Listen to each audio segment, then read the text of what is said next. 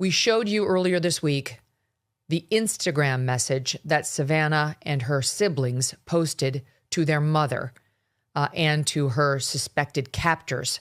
They dropped it on Wednesday evening, and we talked about how it was strange. This is not a judgment of how they handled themselves. This is an observation about the odd messaging and whether it means something, whether it was potentially directed by the kidnapper to be an acknowledgement of something. It was just so odd in the way it was presented and phrased. And that could have been completely just at law enforcement's direction for reasons we don't understand, or it could have been some sort of a signal that was asked for by a kidnapper, or it could have just been the family's choices while under duress. We don't know, but we're trying to figure out what we can. This part in particular is coming back to surface, and we'll explain why, and pay particularly close attention to the ending. Watch. On behalf of our family, we want to thank all of you for the prayers for our beloved mom, Nancy. We feel them, and we continue to believe that she feels them too. Our mom is a kind, faithful, loyal, fiercely loving woman of goodness and light. She is funny, spunky, and clever. She has grandchildren that adore her and crowd around her and cover her with kisses. She loves fun and adventure. She is a devoted friend. She is full of kindness and knowledge. Talk to her and you'll see. Talk to her and you'll see. It's kind of an interesting phrase. And notice how Savannah's sister Annie seems to take a deep breath at that very moment. It sounds like a phrase we might have heard before, and online sleuths confirm indeed we probably have. They discovered that line is from the 1991 horror crime film Silence of the Lambs. Before we play the clip, let me tell you what the movie's about. Most of you know, but some of our audience is younger and may not. The main character, Clarice Starling, is played by Jodie Foster. Starling is investigating the kidnapping of Catherine Martin, the 25-year-old daughter of the fictional Senator Ruth Martin. Catherine, the daughter, has been kidnapped by Buffalo Bill, a serial killer who skins his female victims. In the scene where the phrase, "talk to her and you'll see," is used, it's the kidnapping victim's mother, Senator Ruth Martin, sending a message to her daughter's captor. Watch. Our top story for this morning. Catherine Martin, the 25-year-old daughter of Senator Ruth Martin, listed first as a missing person, is now believed to have been kidnapped by the serial killer known only as Buffalo Bill. Memphis police sources indicate that the missing girl's blouse has been identified, sliced up the back, in what has become a kind of grim, all too familiar calling card. Young Catherine Martin, as we've said, is the only daughter of U.S. Senator Ruth Martin, the Republican junior senator from Tennessee.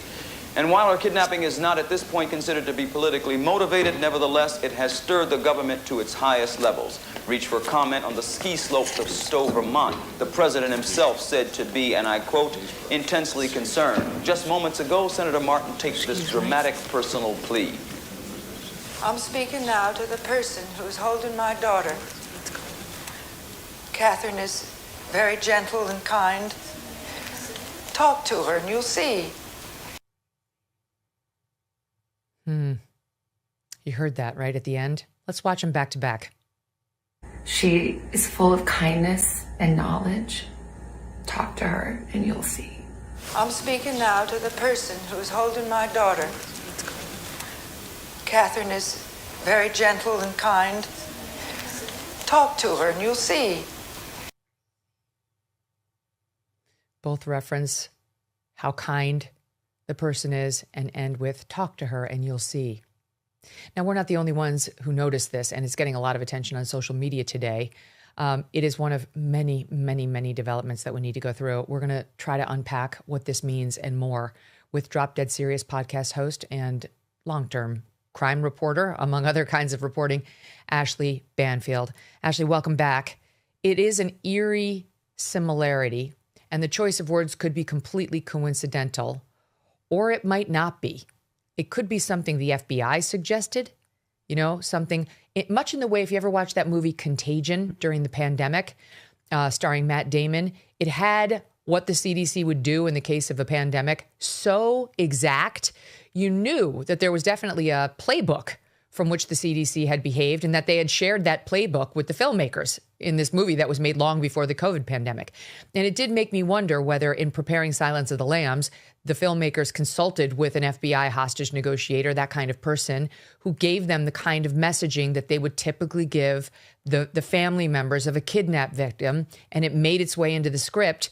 And it may have made its way into Savannah's script, too, in quite the similar manner. Very astute, because, in fact, Jonathan Demme, who created Silence of the Lambs, did confer with the FBI, did have multiple investigators with the FBI and agents with the FBI actually consult on the movie. John Douglas, one of the most famous profilers, worked on Silence of the Lambs. So it's entirely possible that there is an age-old playbook with all sorts of options and suggestions for agents to use when trying to make communications like this. And we were told by the FBI that they were working in concert with the Guthrie family, as they should be, to help guide them through this extraordinary process.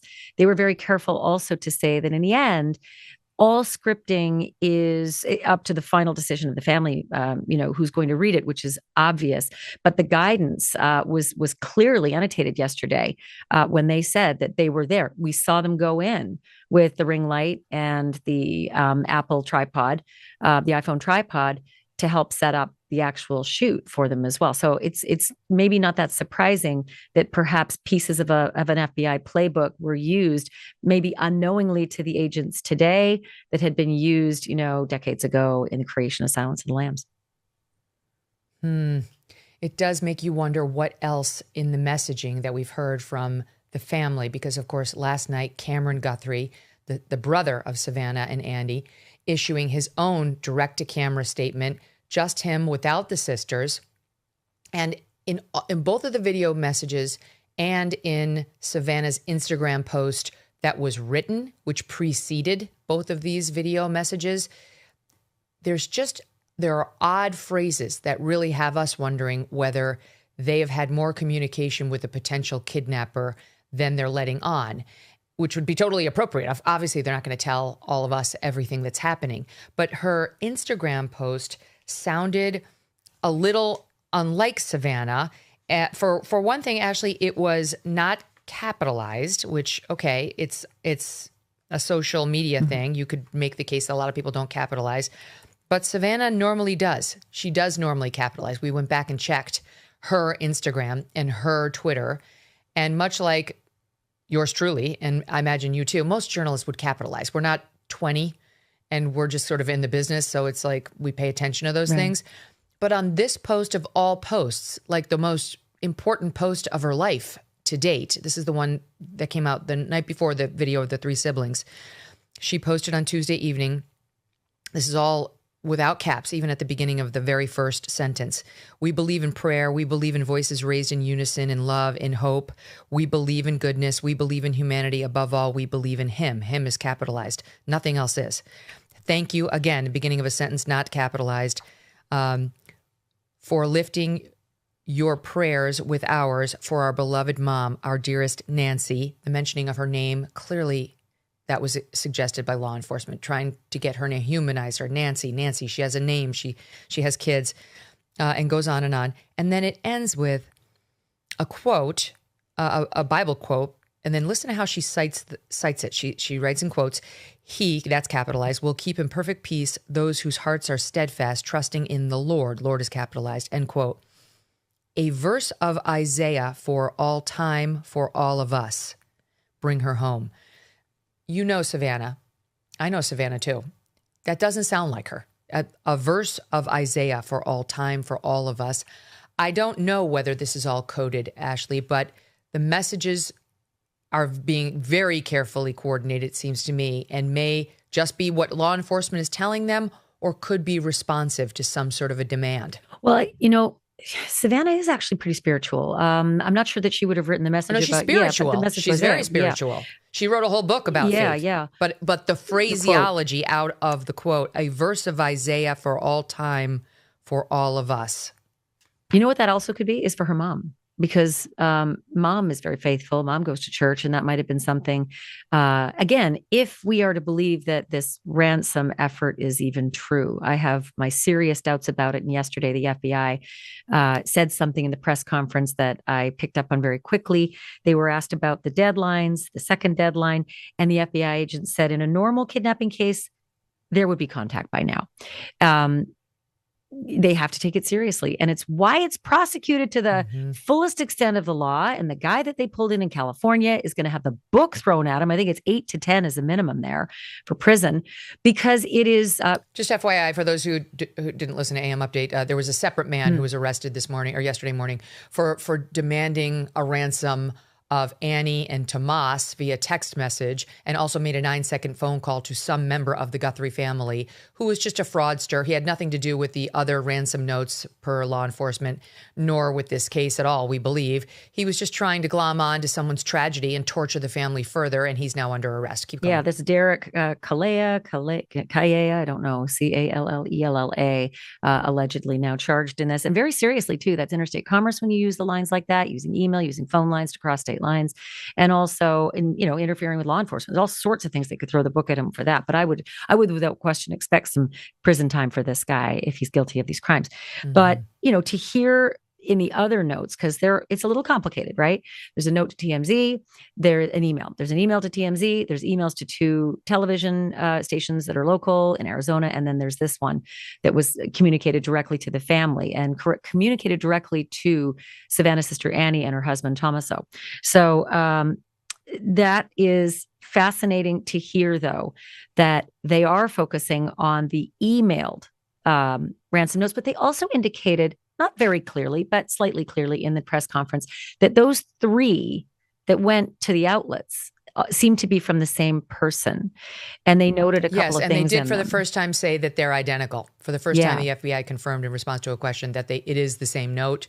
Jim Fitzgerald, who's been on with us every day, formerly of the FBI, has said that's the one thing he really wanted to know was it exactly the same, or could there have been like some sort of a copycat, or did they for some reason? I got my questions. And the FBI yesterday said all 3 the same. I got my questions about the details in them as well, because there were details released yesterday about floodlights, broken floodlights potentially. Wait, stand by. I definitely want to get into that. I do, but let me just finish up on the messaging from the family. Then I want to talk about your exclusive reporting, and then I definitely want to get into these notes because they're very interesting.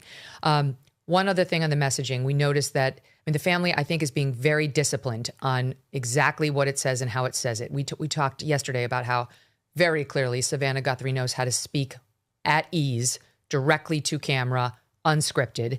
She chose not to do that. Quite clearly, they're being really careful about if somebody's got her, not triggering him, saying what needs to be said to reach him in the best way possible to actually get a response. They're desperate. You can see in the family's messaging for interaction with this person if he exists and has their mom. Proof exactly. They want proof of life, and they're desperate to have a communication because very clearly, Harvey Levin made this clear yesterday on various appearances. The ransom note said Thursday night is your first deadline, and Harvey suggested Monday is your second deadline. And it certainly sounds like if they didn't meet the Thursday night deadline, the price was going up. Or the consequences. And by Monday was... Yeah, the price or the consequences. Some sort of negative consequence. And then by Monday, they were suggesting without saying it that's when, they said that would be the end for her. That was the clear implication. International disputes, inflation, rising national debt, digital currency. There is a never-ending list of reasons that gold has risen over 700% in the last 20 years. And a never-ending list of reasons smart Americans diversify a portion of their savings into precious metals with Birch Gold Group. Gold can thrive during uncertainty, which is why it's a crucial part of a balanced strategy. It gives you peace of mind, given all the events that could impact the U.S. economy. See if holding gold in a tax-sheltered retirement account is right for you. Birch Gold can help you convert an existing IRA or 401k into an IRA in gold. Just text MK to the number 989898 to receive your free info kit on gold. There's no obligation, just useful information. With an A+ rating from the Better Business Bureau and tens of thousands of happy customers, consider letting Birch Gold help you diversify with gold, so you too can have peace of mind regardless of the uncertainty. Text MK to the number 989898.